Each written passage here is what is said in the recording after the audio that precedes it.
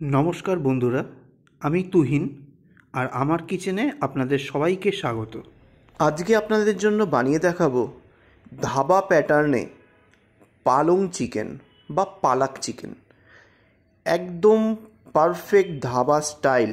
বানাতে গেলে অনেকটাই সময় চলে যায়, কিন্তু আমি একদম সহজ পদ্ধতিতে, যাতে যাদের চিকেনে আষ্টে গন্ধ লাগে সেটাও যাতে না লাগে, সেই পদ্ধতিতেই আমি আজকে পালং চিকেন বা পালাক চিকেনটা বানিয়ে দেখাবো। এই চিকেনটা বানানোর জন্য প্রথমেই আমি নিয়ে নিয়েছি 850 গ্রাম উইথ বোন চিকেন। এখানে আমি সম্পূর্ণ লেগের পিস ইউজ করেছি, লেগ আর থাই, কোনো ব্রেস্টের পিস ইউজ করিনি। আর পিসগুলোকে দেখুন, সব মিডিয়াম কাট করেছি আর শুধু লেগের পিসটা বড় রেখেছি। দেখে বুঝতে পাচ্ছেন কাটিংটা কীরকম হয়েছে। এরমভাবে কাটিংটা করলে পারফেক্টভাবে পালং চিকেন খুব দ্রুত তৈরি হয়ে যাবে। এইবার এই চিকেনটা ম্যারিনেশন করে নিতে হবে। প্রথমেই ম্যারিনেশনের জন্য খুবই সামান্য উপকরণ লাগবে। তার মধ্যে প্রথমে দিয়ে দিতে হবে 1 চা চামচ লবণ। এখানে 850 গ্রামের জন্য 1 চামচ লবণ দিলাম। আর দিয়ে দেবো 1/2 চা চামচ পরিমাণে হলুদের গুঁড়ো, আর 1/2 চামচ পরিমাণে ঝাল লাল লঙ্কার গুঁড়ো দিয়েছি। কোনো কাশ্মীরি রেড চিলি পাউডার কিন্তু এই রান্নায় ব্যবহার করব না, তাতে কিন্তু পালং শাকের যে রঙটা সেটা কিন্তু কিছুটা হলেও নষ্ট হয়ে যায়। আর দিতে হবে 2 চা চামচ ভিনিগার, আপনারা লেবুর রসও দিতে পারেন। এটা দিলে কি হবে, চিকেনের থেকে যদি কোনো ধরনের ব্যাড স্মেল আসে, এটা দিলে আর কোনোভাবেই আসবে না। আর দ্বিতীয় পদ্ধতিটাও দেখাচ্ছি, যেখানে চিকেনে কোনো ব্যাড স্মেল আসবে না, কি পদ্ধতিতে সেটাও দেখিয়ে দেবো রান্না করতে করতে। এইবার এই 3টি উপকরণ দিয়ে আমি মাংসটাকে ভালো করে মেখে নেব। মাংসটা ভালো করে মেখে নিতে হবে, মাংসের প্রতিটা অংশে যাতে এই ভিনিগার নুন হলুদটা ঢুকে যায়। কচলে কচলে মেখে নেবেন। আর অবশ্যই রেস্টিংয়ের জন্য 0.5 ঘন্টা থেকে 1 ঘন্টা রাখবেন, তবেই কিন্তু এই মাংস খুব সুন্দরভাবে রান্না হবে, প্লাস খেতেও সুস্বাদু হবে। চলুন এই কাজটা সারতে সারতে আমরা একটা মশলা বানিয়ে নিই ততক্ষণে। এবার একটা মিক্সার গ্রাইন্ডার নিয়ে নিয়েছি, একটা মশলা বানিয়ে নেব। প্রথমেই দিয়ে দেবো ছোটো সাইজের 5টা পেঁয়াজ, হাফ করে কেটে দিয়ে দিলাম। তারপরে দিয়ে দেবো বড় কোয়া 6টা রসুন। এখানে ছোটো কোয়া হলে প্রায় 20-25 কোয়া কিন্তু আপনাকে দিতেই হবে। তারপরে দিয়ে দেবো 2টো ছোটো আর মিডিয়ামের মাঝখানে টমেটোর একটা সাইজ হয় সেরকম 2টো টমেটো রাফলি চপ করে দিয়ে দিলাম। তারপরে দিয়ে দেবো 1 চামচ আদা বাটা। আমার এখানে আদাটা বাটা ছিল, তাই এখানে আমি আদা বাটাটা ইউজ করছি। আর যদি আপনারা আদা কুচো দেন, মানে আদার স্লাইস দেন, তাহলে এখানে 1 ইঞ্চি আদা দেবেন। এইবার পরিমাণ মতো জল দিয়ে একদম স্মুথ পেস্ট বানিয়ে নিতে হবে। দেখুন একদম স্মুথ পেস্ট রেডি। এইবার এটাকে রেখে দিই। ওদিকে 0.5 ঘন্টা আমি মাংসটাকে ম্যারিনেশন করে রেখে দিয়েছি। চলুন কিভাবে এই প্রসেসটা তৈরি করতে হয়, মানে চিকেনের এই প্রসেসটা, সেটা দেখিয়ে দিই। একটা কড়াই নিয়ে নিয়েছি, কড়াইটায় পরিমাণ মতো সর্ষের তেল নিয়ে নিয়েছি। তেলটাকে হাই ফ্লেমে ভালো করে গরম করে নিতে হবে, ধোয়া ওঠা গরম। তারপরে ওই ধোয়া ওঠা গরম তেল দিয়ে পুরো কড়াইটা গ্রিস করে দেবেন। এতে কি হবে, কোনোভাবেই কিন্তু কোনো ধরনের জিনিস সহজে কড়াইয়ের গায়ে লেগে যাবে না। এই গরম তেলের মধ্যে এইবার এক এক করে চিকেনের টুকরোগুলো দেব আর উল্টে পাল্টে ভেজে নেব। আর পুরোটাই কিন্তু হাই ফ্লেমে হবে, লো টু মিডিয়াম ফ্লেমে দেবেন। খুব তাড়াতাড়ি কিন্তু চিকেন থেকে জল ছেড়ে যাবে, তাই হাই ফ্লেমে দিয়ে চিকেনের ওপরের পোর্শনটা একটুখানি ব্রাউন করে নিতে হবে।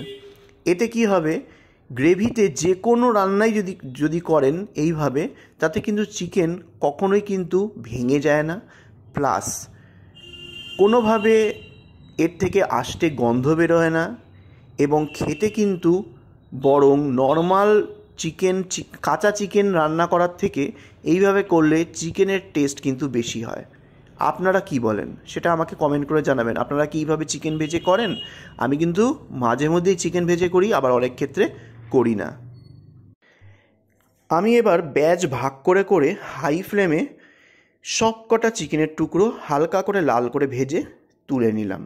এইবার এই তেলের মধ্যে আরও 2 চামচ পরিমাণে সর্ষের তেল অ্যাড করে দেবো। তেলটাকে ভালো করে গরম করে নিতে হবে, করে ফ্লেমটা লোতে দেবো, কারণ এখন ফোড়ন দিতে হবে। ফোড়নটা প্রথমেই দিতে হবে 4টে শুকনো লঙ্কা, দিয়ে দেবো হাফ জয়িত্রী মানে মেস, ছোট 2 টুকরো দারচিনি দিয়ে দেবো মানে সিনেমন স্টিক, আর দিয়ে দেবো 6 টুকরো সবুজ এলাচ। দিয়ে ফ্লেমটা লোতে রেখেই ভালো করে ফোড়নটাকে একটু ভেজে নিতে হবে। ফোড়নটা ভাজা হয়ে গেলে এর মধ্যে দিয়ে দেবো মিক্সার গ্রাইন্ডারে পেস্ট করে নেওয়া টমেটো পিউরিটা, যেটা রসুন আদা দিয়ে পেঁয়াজ দিয়ে ভালো করে পেস্ট করা হয়েছে। দিয়ে এবার ফ্লেমটাকে মিডিয়াম টু হাইতে দিয়ে ট্রান্সফার করে এটাকে কিছুক্ষণ কষে নিতে হবে। এইবার কষতে কষতে এর মধ্যে দিয়ে দিতে হবে 1.5 টেবিল চামচ জিরের গুঁড়ো, 1.5 টেবিল স্পুন কিউমিন পাউডার, নুন দিয়ে দেবো স্বাদ অনুযায়ী, salt as per your test, 1 table চামচ ধনে গুঁড়ো দিয়ে দেবো, 1 টেবিল স্পুন কোরিয়েন্ডার পাউডার। এবার সব কিছুকে মিক্স করে দিয়ে দেবো হাফ চামচ হলুদ গুঁড়ো। কোনো কাশ্মীরি রেড চিলি পাউডার এখানে কিন্তু অ্যাড করা যাবে না। 2 মিনিট কষে নেওয়ার পর যখন দেখবেন গ্রেভিটা শুকনো শুকনো হয়ে এসেছে, তখন এর মধ্যে মিক্সার গ্রাইন্ডার ধোয়া জলটা দিয়ে দেবেন।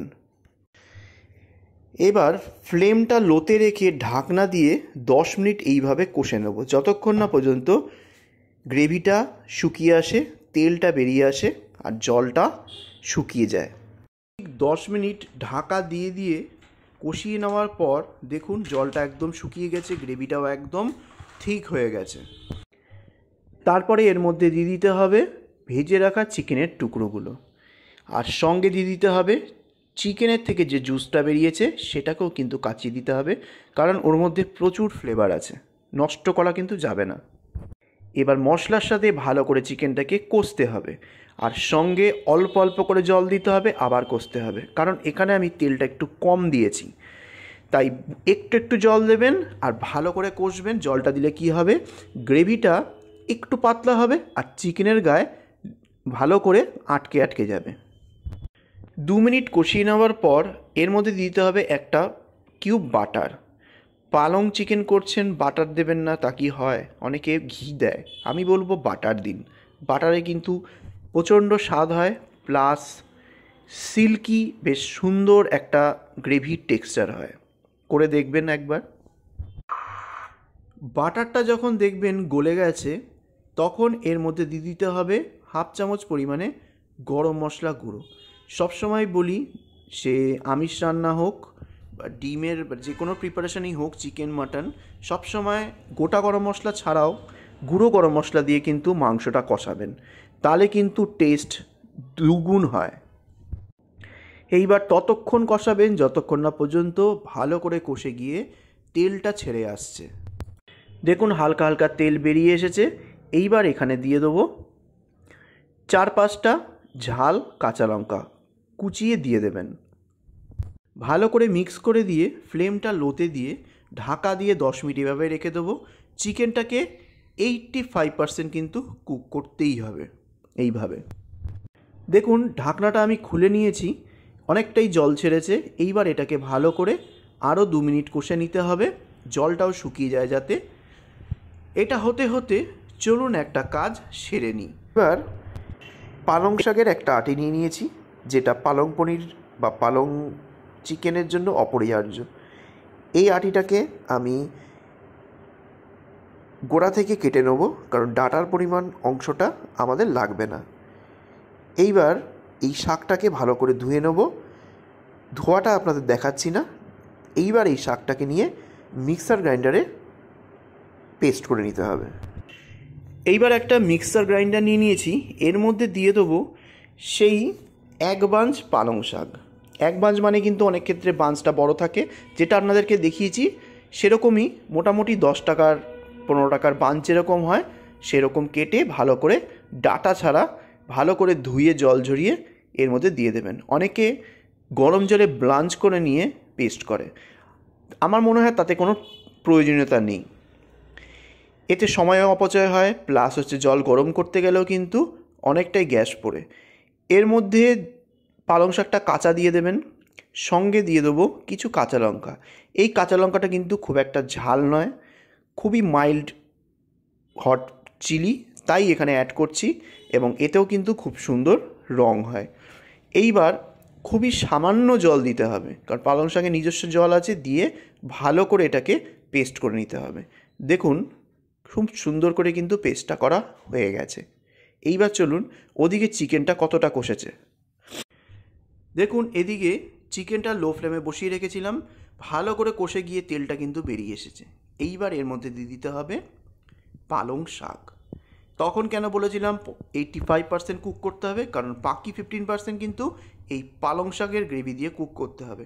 কারণ সব যদি এখন সেদ্ধ করে দেন পালং শাকের পিউরিটা দেওয়ার পর কিন্তু চিকেন ভর্তা হয়ে যাবে সেদ্ধ করতে গেলে। তাই কুকিং টাইমটা কিন্তু আপনাদের মাথায় রাখতেই হবে। পালং শাকের পিউরিটা দিয়ে ভালো করে মিক্স করে দিতে হবে।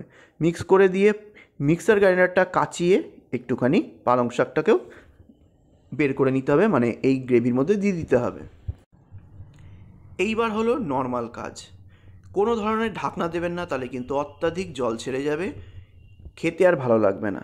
ধাবা প্যাটার্নের টেক্সচার আনতে গেলে আপনাকে একদম ওপেন খুলে লো টু মিডিয়ামের মাঝখানে দিয়ে ফুটতে দিয়ে 10 মিনিট ঘড়ির কাঁটা দেখে অন্য কাজ করতে চলে যাবেন। আর এখানেও পালং শাকটা, কাঁচা পালং শাকটা কুক হতে থাকবে এবং টেক্সচারটা হালকা কালো কালো চলে আসবে, মানে ব্ল্যাকিশ কালার, আর তেলটা ছেড়ে ওপরে চলে আসবে। ঠিক 10 মিনিট পরের ফিরে এসেছি। দেখুন টেক্সচারটা অনেকটা কালচে হয়ে গেছে, সেই সবুজ বর্ণ কিন্তু আর নেই। এখনও কিন্তু অনেকটা কষতে হবে, এখনও কিন্তু তেলটা ওপরে ঠিক মতো করে ভেসে আসেনি, এখনও সেই মিডিয়াম ফ্লেমে ভালো করে কষতে হবে। এইবার একটু খুন্তি নাড়িয়ে, কারণ জলটা শুকিয়ে গেছে, তলাটা কিন্তু লেগে যেতে পারে। আরও 5-7 মিনিট কষে নেওয়ার পর খুন্তি চালিয়ে এইবার দেখুন চারধার দিয়ে কিন্তু তেল বেরোনো শুরু হয়ে গেছে, তার মানে বুঝতে হবে একদম পারফেক্ট হচ্ছে। আর যদি নুন লাগে বা কিছু লাগে সেটাকে কিন্তু টেস্ট করে অ্যাডজাস্ট করে নেবেন। রেডি হয়ে গেল দুর্দান্ত স্বাদের ধাবা স্টাইলের পালং চিকেন বা পালাক চিকেন। একবার ট্রাই করার অনুরোধ রইল। ভালো লাগলে সাবস্ক্রাইব করে বেল আইকন ক্লিক করে অল বাটনটা ক্লিক করতে ভুলবেন না যেন।